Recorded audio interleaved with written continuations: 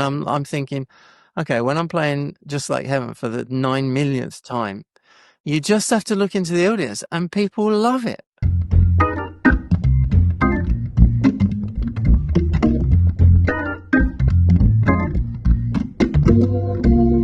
Hello and welcome to the Keyboard Chronicles, a podcast for keyboard players. I'm your host, David Holloway, and as always, I'm pumped to be here.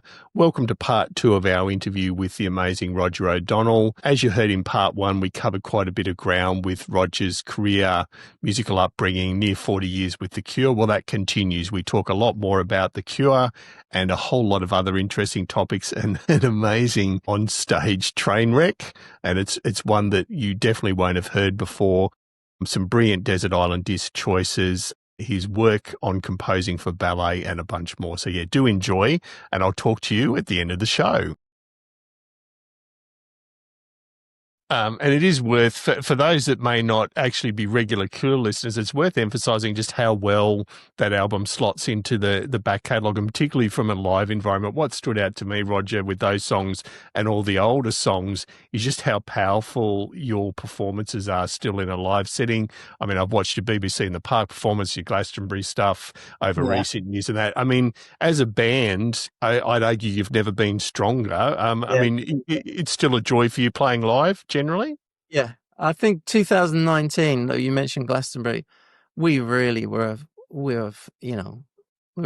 firing on all cylinders there. It was a festival tour, festival year, and Glastonbury was pretty much the peak of it, I think. We were a 5-piece then, and it was very, very powerful. We know each other's playing, and there's room, and you can. It was a shorter show at Glastonbury, so you can use all your energy in one go. And I mean, I think that stands as one of the best performances of the band. And so let's jump back to 2004 to the self-titled, the album, the Cure, and you obviously had an involvement with that. Recollections of that and the process as we work our way back? It was a dreadful, dreadful period. We worked with a producer called Ross Robinson, and I think he had his own idea of what the Cure was, and we've got our idea, and I think it was an interesting process. I mean, everybody talks about the worst album of their career and working in the studio and it being a nightmare, and that was mine. So, and this was one, Roger, if I've got it correct, this was the one where he would want you to all sort of play together in the studio to record the songs? Yeah, he would throw plates and things and hang skeletons up. It was like, the Cure's music can be extremely dark, but we're not like that as a group of people. If you spend a weekend with us, it's a lot of fun, and we don't have black candles and inverted crucifixes in our houses. I think what you were saying earlier about my solo record, our emotions, my emotions come out in my music, and I think the Cure's emotion, it comes out in the music. And for example, one day Simon and I walked into the studio and there's Ross hammering away at his bass, twiddling with the amp. And Simon says to him, "Ross, what the fuck are you doing?" And Ross goes, "I'm trying to get that classic Cure sound." And Simon's like, hello. And then I was playing keyboards one day on a track, and I know what it's supposed to sound like. I know what it needed. And Ross was like, "Wow, man, that's just, that is the Cure right there." And I'm like, "Yeah, Ross, I'm the fucking keyboard player in the Cure." Ross is a nice guy, super nice guy. We've had our ups and downs. I don't want to say anything bad about him. He's a hugely successful producer, but bringing, some heavy new metal producer in from California into Olympic Studios in a very cold winter of 2003, it just didn't work. You have to be more than a fanatical Cure fan to be a producer. You need to know how to challenge what we do, not try and falsify it. You need to ask what we do and why we do it and make it better. Yeah. And it was, I remember walking around the corner of the studio on the first day, and it was like 12 weeks booked. I'm like, I can do this. I can do this. I can make it through. I can do it. And I did make it through. I only had one outburst, which is what he wanted. He wanted us all to have these like emotional breakdowns, and we're not like that. But I lost it once, and I was so pissed off at myself because I was like, he won. But, so yeah, not a great experience, and not a great sounding record, and we don't play any songs from that record. Yeah. We occasionally do play one song, which name eludes me, but it's got a synth solo in it. That's great. And so this is probably the worst juncture to bring this up, but you've mentioned about the songwriting process, and you obviously you as a band do write songs together here and there. So it's probably the worst juncture to bring this up. But what is the secret of success when you are working together as a band to songwrite? Is it partly what we're talking about before, that Robert hasn't surrounded himself with yes people, that there is a bit of spark there between the members? How does it tend to eventuate as far as writing songs, or is it different every time? Well, it's not so much writing songs together. So we all bring in demos, and then the demos, if they make it past the sort of first level of scrutiny, get played pretty much as you write them. There's not really collaboration. I mean, the collaboration is that then Robert writes words for it and sings it. But if you listen to the demos of, say, one of Simon's songs, it will sound 95%. Well, the actual finished version will sound 95% like the demo. So it's more, it's less of a collaboration, more of a individual kind of writing process. We don't sit in a room together and bang out chords, that would be weird. No, that's good. That answered that beautifully. And I'll skip over 413 Dream because I don't believe you had an involvement with that one. One of my off periods. Yeah, you're sabbatical. Let's call it a sabbatical. No keyboards, rubbish. Yeah, that's right. So we'll go back to the amazing Bloodflowers. So again, tell us about your recollections and obviously the role you played there, which was pretty pivotal. As funnily again, that was quite a Robert solo record at the time, I thought. But I did play extensively on that record. And in fact, a lot of my playing on that was done during the demo stage and the pre-production stage, because I would just, the songs didn't vary that much, and I played MIDI. We recorded the MIDI. So when it came to the actual recording, I wasn't that much involved. That was 2000. We stayed in this house called St. Catherine's, so we all lived together, which is where we did the '96 album Wild Mood Swings. So it was a lot of fun. We had a lot of fun during that period. But it really did feel like that felt like a Robert solo album. But it wasn't, obviously. I mean, Simon's got songs on that. And across those 4 years between Wild Mood Swings and Bloodflowers, was there any change as far as your approach as a player, or even as far as you know, over that period, the keyboard technology, was burgeoning like it always was? Were there any changes, or that was still pretty much same approach on both? Well, it's pretty much the same approach. Wild Mood Swings was the first album that we'd used MIDI on, which gave Robert and the producer a lot more freedom with sounds, because I just play, information, and then you can just put any sound on it, which is, you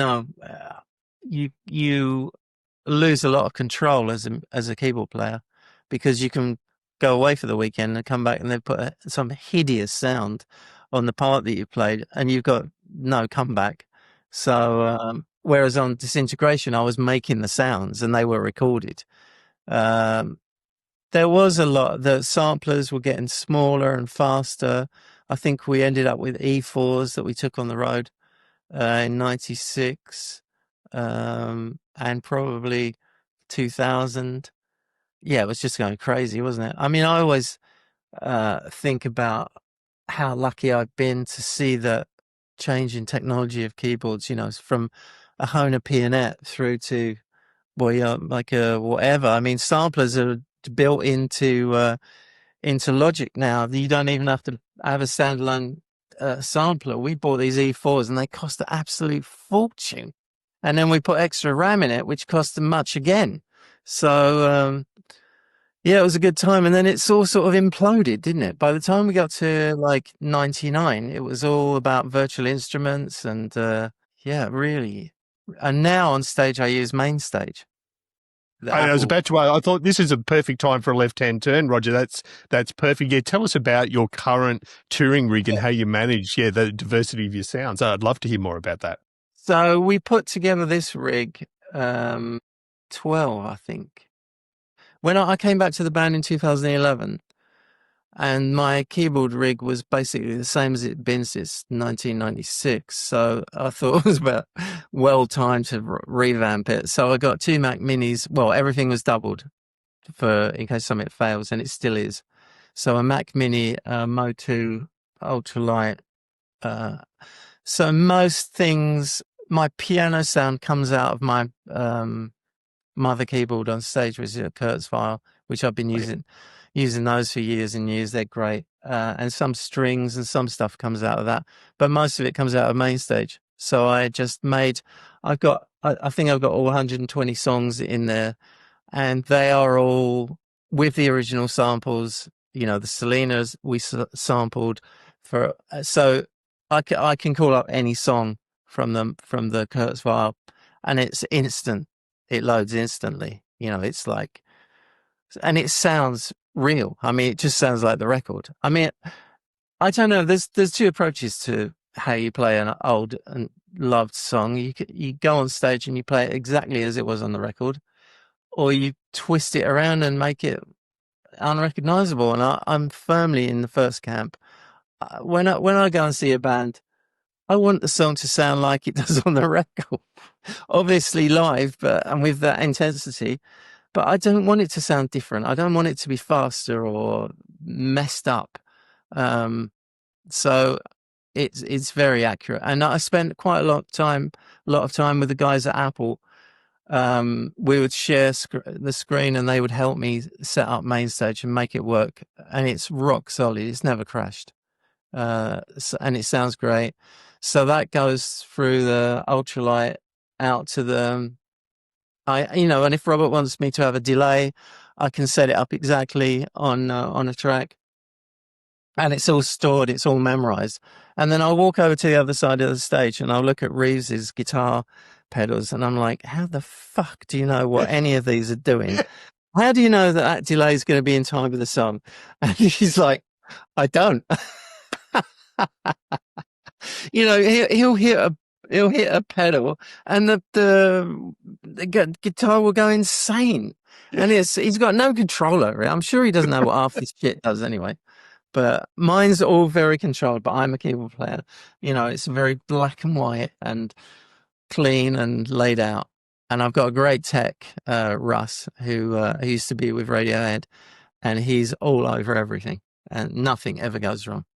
No, and it definitely sounds amazing. So you've just prompted me on another question I hadn't planned on asking, and that is, for those early sort of 7 albums before, or 8 albums before you joined, what sort of, I assume there wasn't much of a handover as far as how you recreated those sounds once you took over the reins. So what sort of work was it for you, both for those earlier albums and then, what I'll call the sabbatical albums? How did you go about recreating sounds and approaching that? The sabbatical albums I refuse to play. There you go. Now I play them. The old albums, they didn't have much gear back in those days, so it's not really difficult to approximate those sounds. Some of the sounds were handed over to me in '87, but then I've tweaked them and recreated them over the years. But they weren't difficult because there wasn't a lot of keyboards on them. The Top album is probably the hardest because I think there was a lot of drugs going on during that period, Yeah. and the keyboard sounds are all over the place. Um, but yeah, we got it all down. Um, the sabbatical albums, I listen to them through gritted teeth, and I'm usually not. It's usually piano because, like, when there's no keyboard player in the band, all they ever do is stick piano on it or Yeah. something else, and then that'll do. So it's not usually that complicated. No, absolutely. And is there, so as far as um when you're performing live now, and I definitely don't mean this in a negative way because a lot of bands need to do it because of the complexity, are you running tracks on top of your playing where it's particularly complex? No, no keyboard tracks. Yeah, there you go. We use there's a SMPTE track to Yeah. run the lights and a click for the Yeah, of drums. course. But these days you've got to have that stuff. Yeah, absolutely. So no, there's no keyboards on. There's no backing track keyboards. I can cover everything. You know, at one stage I was playing with both hands and both feet. In fact, during Yeah. the Disintegration era, I had a MIDI foot, foot pedals, so I could play a melody with my feet. But I had to wear different shoes because I kept falling over. Yeah. I had these pointy cowboy boots, and I couldn't wear because they were good for getting the individual notes, but they're a bit high. So Yeah. and standing there, we're trying, and also operating a swell pedal. You know, I use Yeah. a volume pedal quite a lot for bringing sounds in and bringing them out. Yeah, that was fun. And I mean, you've mentioned that you have essentially 120 songs, programmed in, and you do need to dust some off. Are there songs that even to this day you find particularly challenging, and that could either be an enjoyable or a non-enjoyable thing? But I mean, there are obviously some things I'm assuming are just, a day at the office, but are there some songs you go, look, that's a real challenge for me? Yeah, and Robert will usually put them on the learning list. Yeah. And I'll spend a week on each of them, and then we'll get into rehearsals, and he'd be like, "Nah, I don't think we'll do that one." I'm like, "Yeah, thanks." From the top is incredibly difficult to play, and I've never got my head around it, and I probably don't play it right to this day. There's a song from Kiss Me called "Like Cockatoos," which I learned while I was on tour with the Psychedelic Furs, and I can play that in my sleep because I learnt it, And so it's really a challenge. I love playing it, and it Yeah. comes at the end of the song. So I've got all the song to worry about getting it right at the end. There were eras when, like Disintegration, for example, which is pretty much a keyboard album. There's not a huge amount of guitar on there. And I love playing all the songs from that. And none of those are difficult for me. Um, you know, none of it's really that hard, is it? Let's be honest. No, and I'm just interested from the viewpoint because as we've talked about your solo output, there's some quite complex, playing on there that shows that you're obviously capable of playing complex stuff. And on the surface, a lot of the Cure stuff has huge depth to it. And I think it goes back to what you were saying. It's about making it sound huge with not too many notes. Yeah, less is more. That's it, isn't it? That's what it's all about. I can't play my solo album. I did the first two. I toured them using Ableton Live and looped things, but I just don't think that's very exciting to watch. I always, when you see a laptop band, they could just as well be travel agents booking your next holiday to, Tenerife. It's not exciting, and I didn't think me sitting there with two Voyagers on stage and a laptop in the middle was particularly exciting. Most of the parts on my solo records, I would have only have played once. I play the pass, it's recorded, I don't ever play it again. And I always think to myself that rehearsing and learning songs is the most dreadfully boring thing you can ever do. It's like an artist, it's like a painter painting an incredible painting and then being asked to go and paint it on stage every night. So they've got to sit there and work out what the colors were. So you got the right tubes of color, and then you're going to paint it the same every night. I guess it will be slightly different every night. But then people get to, I remember, so I remember saying to, I was quite involved in the ballet world for Yes. a period between 2012 and 2000, probably 16. And I remember saying to a prima ballerina in Moscow, "What you doing at Christmas?" And she said, "Oh, we're doing Nutcracker." I'm like, "Oh God, you must be so bored of doing that." And she said, "No, I love it because I look into the audience and I see the children's faces, and some of them, it's the first time they've ever seen it, and they love it, and that just resonated with me." And I'm thinking, okay, when I'm playing Just Like Heaven for the 9 millionth time, you just have to look into the audience, and people love it. And if you can't uh, extract the enjoyment from that, then why bother? I love Yeah. playing those old songs. We start playing Lullaby, and I remember that in the studio, I remember being in the studio when we recorded it, or Love Yeah. Song. We would do bass and drums, and I would play a guide keyboard line so that they knew where they were for the changes. Not that they really needed it because Boris and Simon were so on it, but I just remember sitting there looking at Simon playing the bass line and recording it that day in November 1988. And I'm on stage in front of 50,000 people and they're loving every minute of it. So how can you possibly be bored or jaded? The thing about touring that does get you down is the traveling, Yeah. and it gets harder and harder with the security in airports and delays but I still enjoy flying anyway. So The other part of touring I was interested in finding out more about, you've talked about the painter and having to repaint things. I mean, how much room do you have as a band, given how iconic some of the songs are? How much room do you have for any improvisation or keeping it a bit loose? It feels like there is some room there, but zero, what, zero zero, room. yeah. Because if you do something, it's going to put everyone else off, isn't it? Yeah. And also, if you do something different, you get the look from Robert. Yes. So you don't want that. Although I mistook his look once. We were doing an acoustic thing on French radio, and we were doing a forest. And I started throwing in some jazz shapes on the grand piano. And he gave me the look. So I'm like, straight back onto the single notes.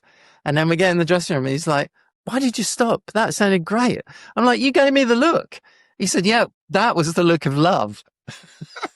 But we generally stick to the script. Yeah.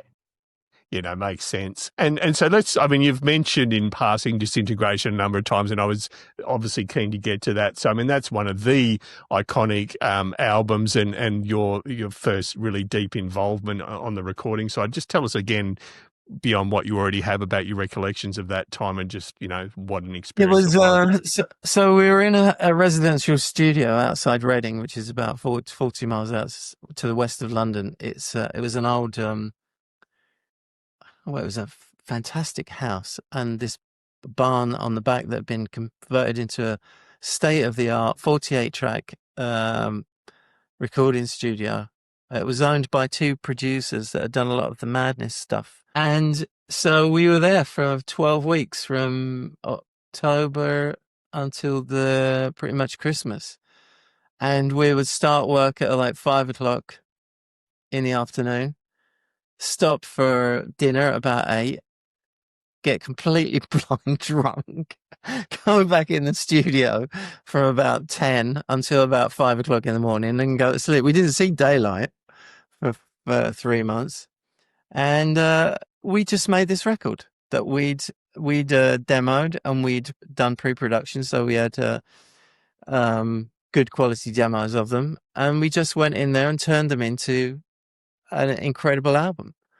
And I said to Robert recently, I said, we didn't know what we had when we were, people talk about it as being, well, it's one of the top 100 all-time rap albums, according to Apple. And I've got an award for it in Oh, Australia. cool. Oh, wow. In the shape of like a Mac Mini sort of. Yeah, exactly. I thought it was going to be something useful, but there it is. And I remember talking to Boris and saying, "Oh, there's no singles on this record. Yeah. It's not going to do very well, is it?" And we thought, "Oh, maybe Lullaby."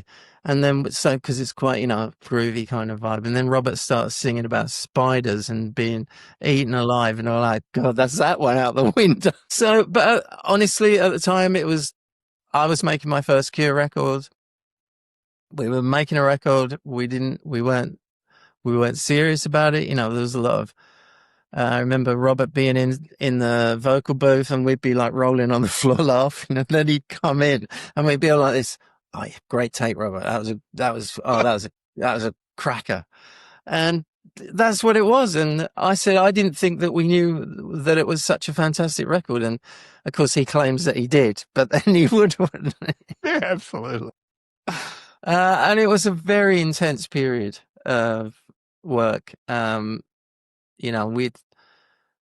don't know how many songs we recorded. We probably, the idea was we were going to record them all multi-track, like one at a time, instruments at a time, and then during the day, and then every night we would play each song live, and that we would use the live version. Because that didn't happen, did it?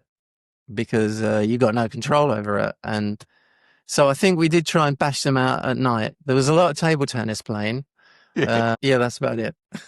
And with those broader, what let's call them band albums, at least for the recording process, I mean, how much are you leaving in the vault as a general rule? And I'm sure it does vary, but I mean, if you've got an album of say 12 songs, have 20 been done, or it tends to vary? Yeah, probably 20. But then they generally get used for B-sides. Yeah. I didn't get any songs on that album, but I got a couple of B-sides. So I reckon, and they've all been released now on the repackaged editions. So yeah, the stuff, the not so good tracks get edited out earlier in the process, so that by the time you're in a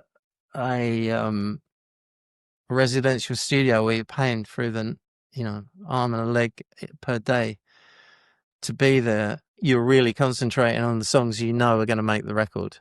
Yeah. And it was 48 track analog, so there were two 24 track machines slaved. So that was probably the height of that. And no, it was 88.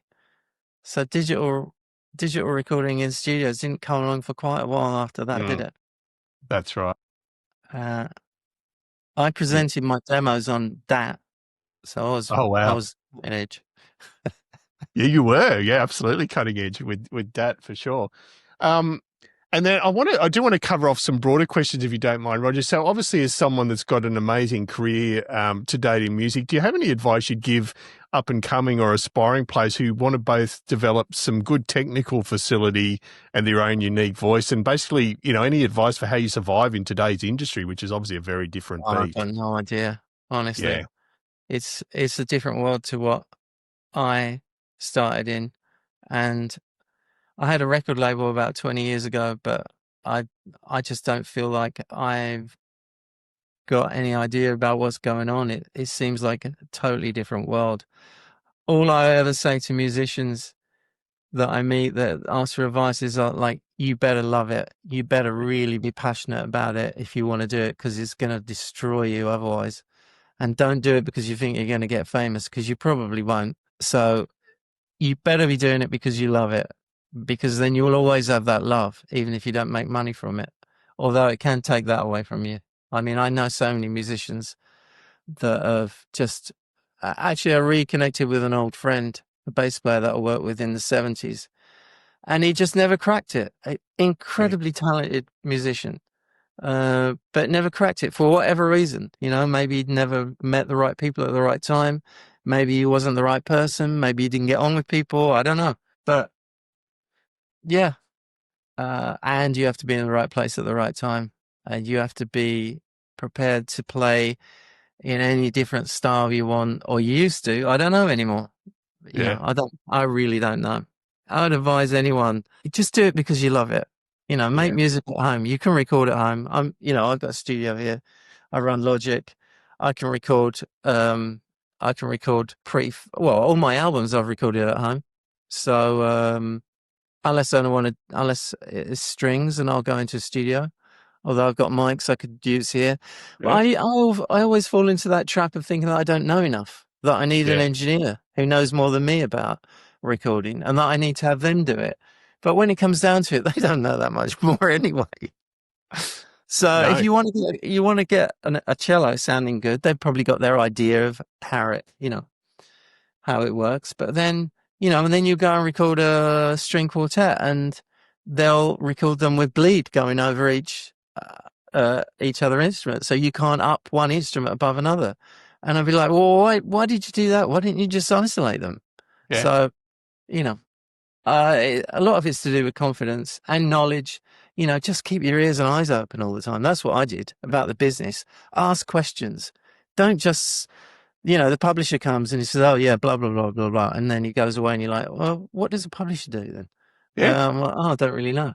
So find out, ask questions. Make sure you know everything you can, or don't. And being, completely ignorant. Ignorance is bliss. I recently became friends with one of the guys from 10cc. Oh, yeah. And he's like, we didn't. I said, I bet you got ripped off then, didn't you? He said, yeah, we didn't make any money. Back in the day, I guess they started in the 70s. But you better know what's going on now. And you can now. Yeah, absolutely. And just you made a great point about fame before, about, you're not likely to become famous. One of the things I love about being a keyboard player, and definitely a non-famous one, but there's a joke that obviously goes around keyboard players that, no one tends to know who we are anyway. We tend to be up the back. Is that sort of a mixed blessing? I'm assuming you're able to quite easily walk down the street a lot of the time and you're not accosted? Yeah.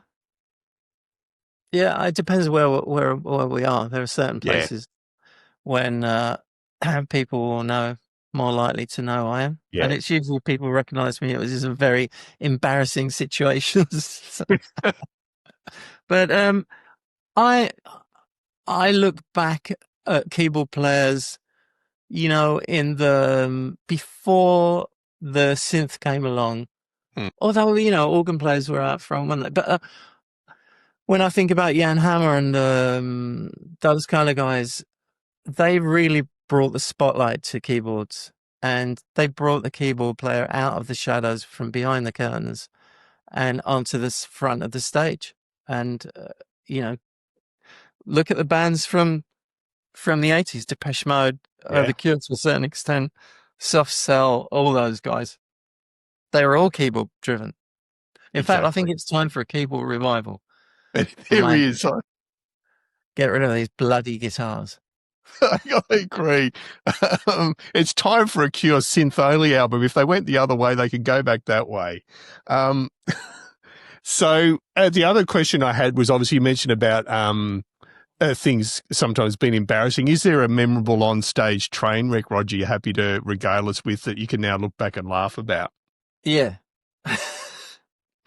So we were playing a festival. I don't know where we were.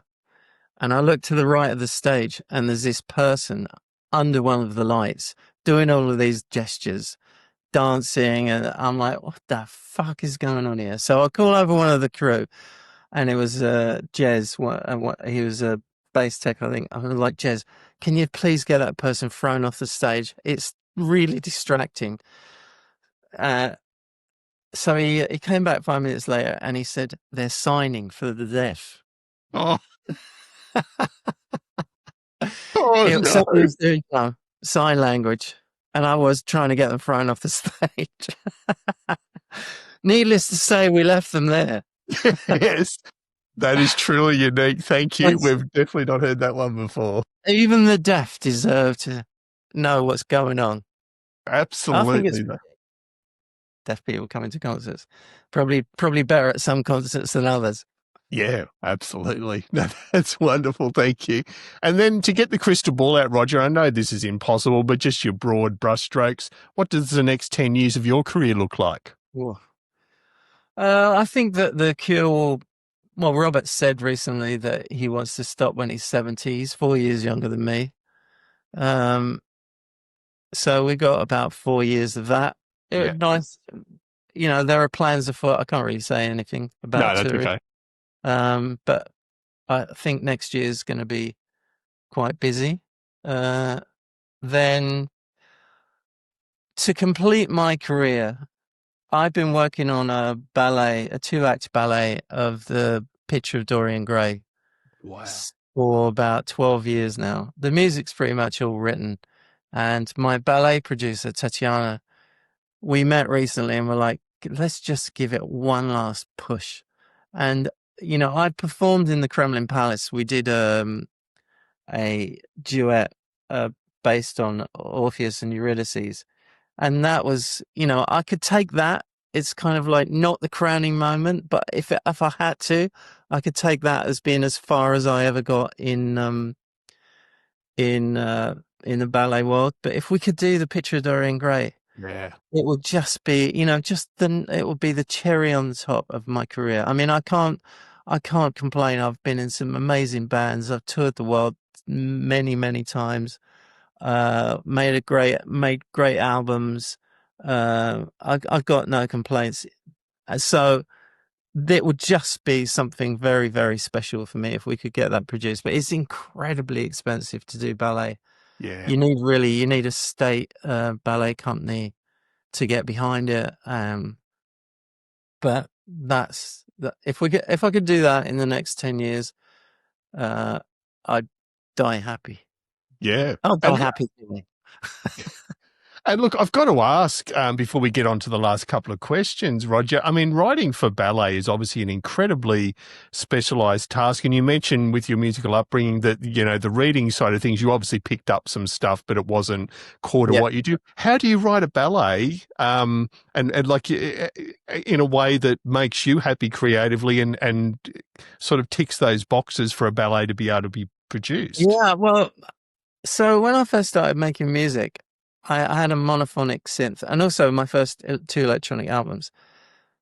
It was all monophonic, and also, I could only play, and I couldn't play more than one note at a time, and I couldn't play more than one sound at a time. So I'd have to commit to all of those lines, and it's orchestration, really. It is. I mean, if you listen to some of the songs on Songs from the Silver Box. Is that what it's called? Yeah. Yeah. The orchestration is very intricate. It is. So take out a Moog sound and put in a violin. Yeah. Take out another one and put in a cello or put in a French horn. And, it's just a matter of what you've learned over the years, what you've listened to and what sounds good together. And then you just layer it, and you start with a simple melody, and then you invert it, and then you harmonize with it, and then you end up with all this shit going on, and that's it. It's like, and it sounds amazing. You're like, how did that happen? I've been re-listening to it lately, and I'm like, where did this all come from? Yeah. How did I do this? And then, of course, you can give it to an orchestrator, which many of the great, Danny Elfman, for example, doesn't do any of his own orchestration. He just hands it off to a team of people. That's right. And I did give one song to the lead cellist of the Bolshoi Orchestra, who does orchestrations. And he did his version of it. I'm like, that's not really how I hear it. So I think but I work with people. I work with a viola player who does my scoring. That I spit out the scores from Logic, and then he goes through it and makes it. I mean, the Logic score is pretty good, but when you've got like 20 instruments or 30 instruments, it gets very complex. So he'll straighten everything out for me and make it more readable and tie things where they need tying and all that sort of stuff. But really, orchestration, it just starts with a melody as well. Yeah. And that's just, and then you add harmonies and then counter melodies, and I'll send you some of it if you want, if you're interested. Yeah. And I'm really, I would love that. And are you talking about more of a classical score for the Picture of Dorian Gray? Yeah. Yeah, it's classic. It's, it's orchestral. And I said to Tatiana the other day, she said, yeah, but it sounds modern. It's you, it's not classical, it's orchestral, and it's you. Yeah. So it's orchestral instruments. It's not classical. But I want it to be a classical ballet. I'm not a big fan of modern dance. Yeah. So Gotcha. I want it to be on point and, duets and all that sort of stuff. I know I can see it. If I could choreograph, I know how it's supposed to look in my head. I Yeah. know how all the scenes go. And that's amazing. And one last question on that. Have you to date in your career had the privilege of standing before a large orchestra playing your compositions, or is that something you've still yet to experience? Yeah, I've worked with a chamber orchestra in Yep. Toronto. A friend of mine, Paul, he's the Corktown Chamber Orchestra. I wrote a suite for them based on a David Hockney painting, and we performed that. I played piano with them though, so I wasn't really standing back. But it's incredible. You sit there playing, and you know every note that everyone's supposed to be playing, Yeah. and your ears literally move and focus in on the different instruments. And it can be incredibly frustrating when they get it wrong, Yes. or they were pretty good. Before we did it with the Corktown Orchestra, I did it with an ensemble for young musicians in London. Oh boy, that was interesting. Yes. A lot of soaring and but it was fun working with kids and trying to, you know, because I come from the rock world, not playing on the one, and there was this cello part, and this guy was like, and I'm like, you just forget the one, just go and duh, and he just couldn't do it, and it was really interesting. And working with orchestral musicians that can only read, that you put an instrument in their hands, they can't play anything Yeah. until you put a piece of paper in front of them. I know a pianist, an accompanist, and I said, oh, when you just walk up to a piano and sit down and start playing, is that sort of stream of consciousness? And she said, I've never experienced that. Yeah. I Wow. can only play what's written in front of me. And the same thing that happened, there was a tuba player. I'm like, come on, play the 5 tones from Close Encounters. Yeah. And he's like, and I'm like, I sing it for you. And he couldn't do it. He Yeah. could not play by ear. So in the end, I had to do from the film, when it says play a tone, up a tone, down a third or whatever it is. But I find that extremely interesting. I mean, Yeah. they're musicians purely in the craft sense of the word. They can only make what's put in front of them. In fact, in conversation with actors, a very good friend of mine, quite a famous actor, he's like, I only get to say the words that people give me. I Yeah. can never, he said you make music and it's all comes from you. It's very interesting parallels, I think. Absolutely. And you mentioned right at the start of the interview, Roger, about when you were ill with the lymphoma and that you didn't play for a period of time. Obviously, you were feeling unwell, so it wasn't totally front of mind. But how much did you miss not playing, having to go through months of not playing? It was conscious not to play. I was in, Yeah. in a very extremely heightened sense of emotional uh, instability. I mean, Yeah. literally one push like that, and I was like in tears. So, as I said before about my playing, it's my emotional outlet. So combine those two things together. I couldn't go anywhere near a piano. Yeah. Uh, I don't think I listened to music. I just kept my head down. I was like blinkered, going through the treatment. But I basically had a year's worth of treatment, and I just wanted to get on with it and get to the other end so I could get my life back and then do the things that I love doing. So I didn't miss it. I No. just couldn't go near it. It was too emotional for me. Yeah. Makes sense. Now, another emotional conundrum for you, Roger, the Desert Island Discs question. So 5 albums, if you have to choose 5, what are they? Oh, I saw this in the bottom of the email that you Yeah. sent me. I was like, oh, Christ. Okay, so first, Headhunters, Herbie Hancock, Nice. which was a massive turning point for me. I was like, well, hang on a minute.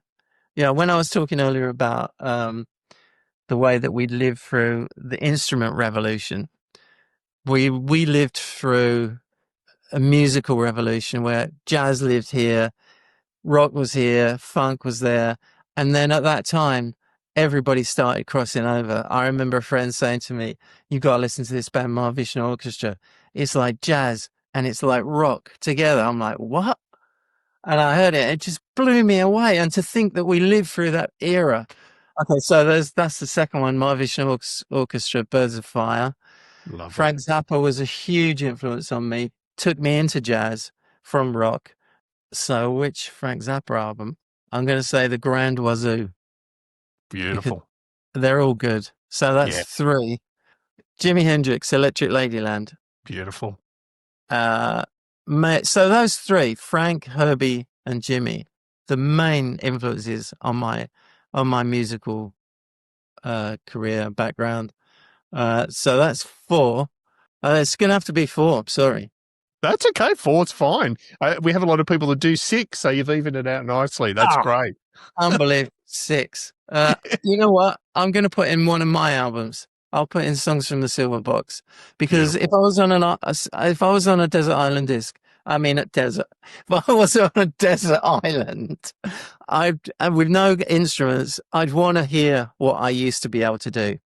Great point. There you go. Songs from the Silver Box, Mahavishnu Orchestra, Birds of Fire, Frank Zappa, Grand Wazoo, Jimi Hendrix, Electric Ladyland, and Herbie Hancock, Headhunters. I saw him recently in London about a month ago, and it just as good as ever. And they were just improvising. He's 84, and they're just improvising the whole thing. It was He just didn't sit still. It was like, he could have played an hour, 2 hours of greatest hits, and where everybody would lapped it up. But he sort of brought in phrases from one song, and then he was doing, and then he played this blistering piano solo that everybody was just like, "What the fuck just happened then?" Yeah. So, he's utterly on fire. Yeah, I've had a chance to see him in the last year, Roger, and absolutely the same experience. Yeah, I've met him a few times through my career, and every time I meet him, going back to that thing I was talking about, Philip Glass, every time I meet him, I say, "Herbie, if it wasn't for you, I wouldn't be where I am now." And he's just so nice about it. He's like an uncle. He's like the black uncle that you never had. That's right. Such a cool guy. And we started the American tour in 23 in New Orleans, and he was playing the New Orleans Jazz Festival. I'm like, "Come on, we got to go." So I dragged Simon, who's not really into jazz, and Jason. We sat side the stage, and Herbie wears jazz socks. They're like the loudest socks you've ever seen. So that was cool. Good way to start the tour. Absolutely. We're on to our last question, Roger, which we call the quick fire 10. So just 10 very short and sharp answers to some very simple questions. So due to some serious crime you've committed, you're sentenced to 6 months in a tribute band. What tribute are you choosing? Weather Report. Oh, nice. Yeah, well, might as well go big. That's great. Yeah, most important pre-gig ritual. So what do you need to do to feel settled before you play a gig? Let's use The Cure as the example. Yeah, eat some chocolate. Nice. If you hadn't been a musician, what do you think your career choice would have been? I would have been a graphic designer. It makes sense with art school. This is nearly impossible, but favourite tour you've ever done as a whole entity as a tour?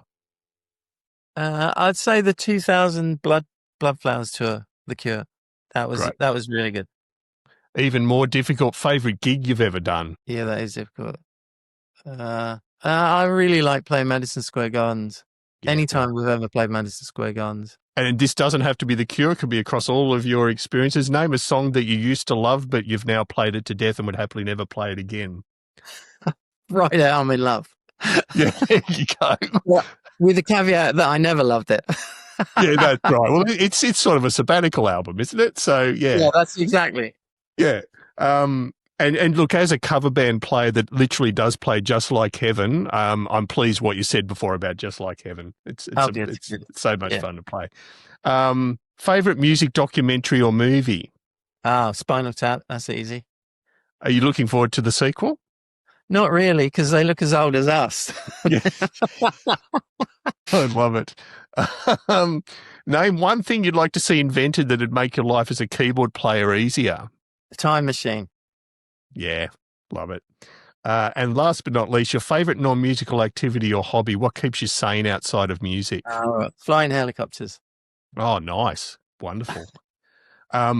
Look, and I think you've taken a helicopter view to music over the years. I mean, your output is amazing. Your creativity and emotion with your music is amazing. It's been an absolute, I mean, you mentioned before about not saying, oh, don't be silly. I'm sure you feel that way when I say you're an inspiration to a lot of people, and including myself, and cannot thank you enough for taking the time. Very kind of you to say that. And it's always fun to talk about keyboards and music and my career. And I probably didn't stop talking, did I? I usually don't. No, that's the way we like it. And there we have it. I hope you enjoyed both parts of that interview with Roger O'Donnell. It was an utter privilege to speak with him, as I mentioned. But you're welcome to turn off now before I go all fanboy in regards to The Cure and so on. But even before I start that, Roger's solo output is utterly amazing. Now, I may tend to say that about most guests because, we're incredibly choosy with our guests. But getting to listen to Roger's back catalogue and the new album, there is such beauty, emotion, continuity over the 3 synth albums, and then these amazing orchestrally driven albums as well. I just cannot recommend highly enough checking it out. It is well and truly worth it.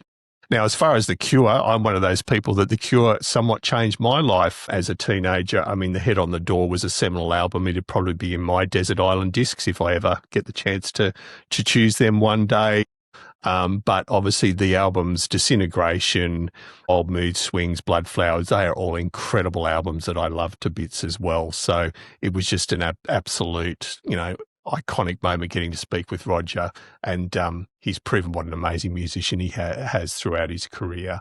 So yeah, I do hope you enjoy that. Thank you for listening. A huge shout out to our gold and silver supporters. So the amazing Gary Evans from the sunny land of Wales. Thank you, sir, as always. The lovely Tammy Catcher from Tammy's Musical Stew. Cannot thank you enough, Tammy, for your ongoing and long-term support. The brilliant Mike Wilcox from Midnight Mastering. If you are creating your own work and want a great job on mixing and mastering, Mike is the go-to guy. And last but definitely not least, the musicplayer.com forums. We love hanging out there. We love talking keyboards and everything related to it. We've recently been having a brilliant chat about AI, music and so on. There's quite a lengthy thread there I recommend checking out. Do go to musicplayer.com and check out the Keyboard Corner for great discussions like that. Once again, thank you for listening. Thank you for listening to both those parts. And as always, we'll be back in a week or two. And until then, keep on playing.